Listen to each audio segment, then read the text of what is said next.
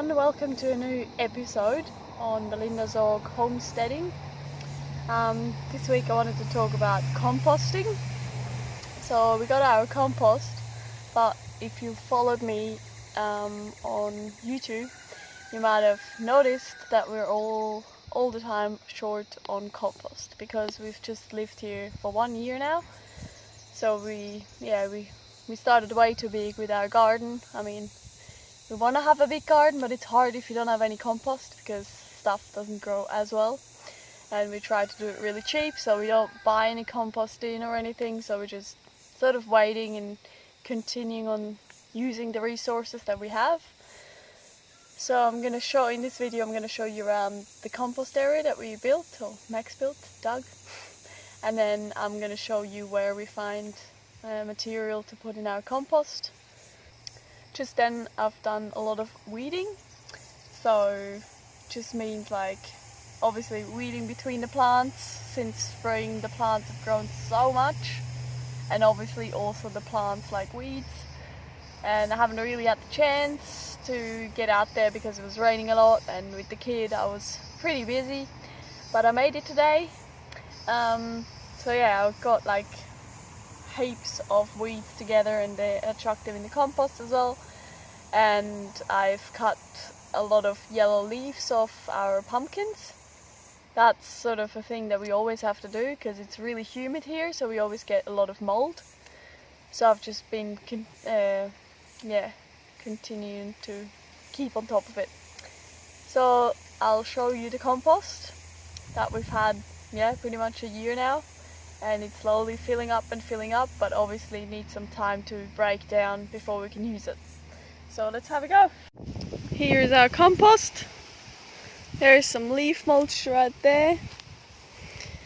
And here is that big pile that I just collected, that's why it's still green. This area is actually quite huge now. It has so much leaf compost, which probably takes a bit longer to break down than all the green stuff, but we tried to mix it, and also when we water we put a lot of water on top, so it breaks down even quicker. But yeah, so even when we mow around the area here, then when we have time we rake it all together and put it all on top. Some cardboard is in between there, that's a bit too big, but it will break down at some point. So yeah, and then all household scraps we put in, which I'm going to show you in a second as well. And actually this hole is been dug out, now it looks like it's all full and we just chucked it on the ground, but actually that's quite deep. And it's just full of organic material now. And we started off with that sort of bin, a wire bin kind of thing. It just disappears now because we got so much around it. But that's how we originally started, and then I think we filled 2 full ones, and then started to mix it around. So this is our compost bucket in the kitchen. It also has a lid, but yeah, we don't use it much. Then I put the compost in there. That compost bucket goes outside once it's a bit full or stinky. Chuck it in there. That's also ready to take down to the compost pile again. But sometimes I'm a bit lazy because the child is heavy in one arm and the compost bucket in the other arm. Nah, at the moment my kid is asleep. Down the stairs, over the nice green grass. Look how amazing it looks. Maxi has just mowed it all again. At the moment it grows really, really quickly. And that's also good because we get a lot of mulch and a lot of grass clippings to put also on our compost.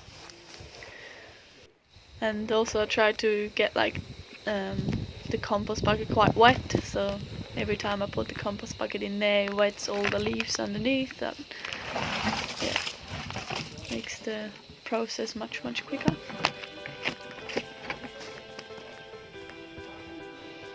There we go, all kitchen scraps and we've tried to put pretty much everything in there. Sometimes toilet paper, sometimes wraps from like meat that we buy from the deli, for example, like paper wraps. What else? Some little pieces of cardboard, eggshells obviously, if we don't give it to the chickens. We also have a few mice obviously that live there and that goes through a lot.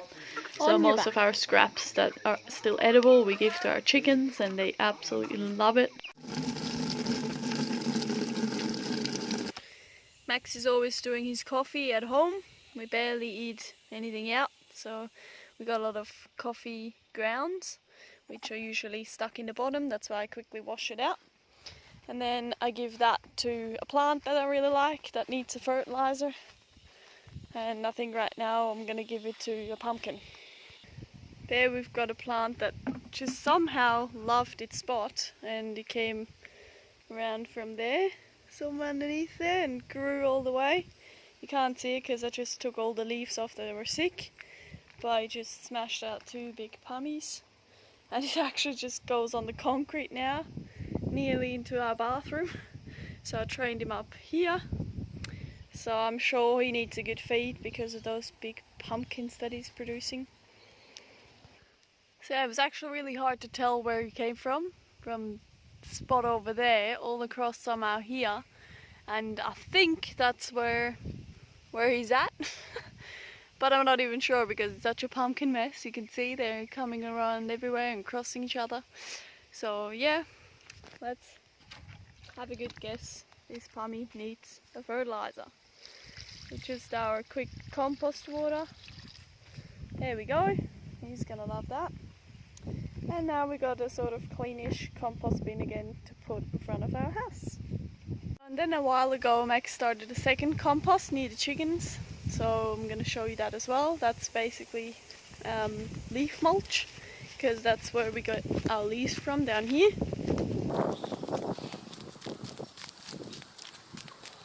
There we go, that's also again sort of a wire bin, chicken wire wrapped around, and that's just how we fill up all leaf mulch.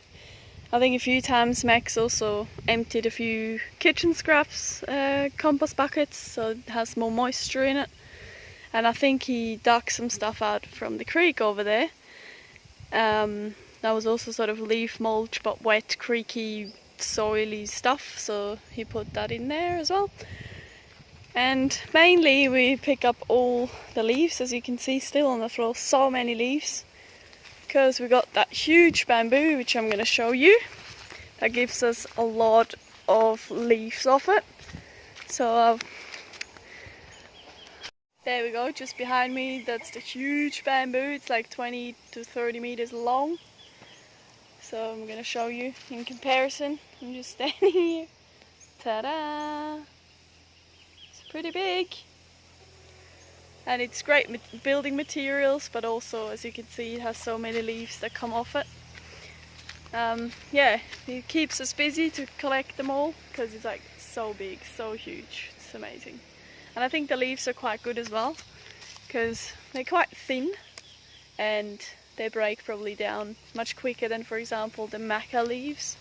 Macadamia leaves are much thicker. They probably take much longer. If I can find one, there we go. This is much thicker, and annoying sharpy bits. Everything in Australia wants to hurt you, correct? So yeah, even those this is not a macadamia nut tree, but this one just behind me, that one there, that's a big macadamia tree that also gives us a lot of leaves. And if we get bored, we got some gum trees at the back as well, but we haven't come to that yet. I mean, yeah, we're sort of good for the moment. Maybe at some point when we're really getting into it, collecting all the leaves from everywhere. But for now, I think we're good with the few compost buckets. What do you think, Luna? Is he a rooster or is he a chicken? Who knows, huh? We're still not sure.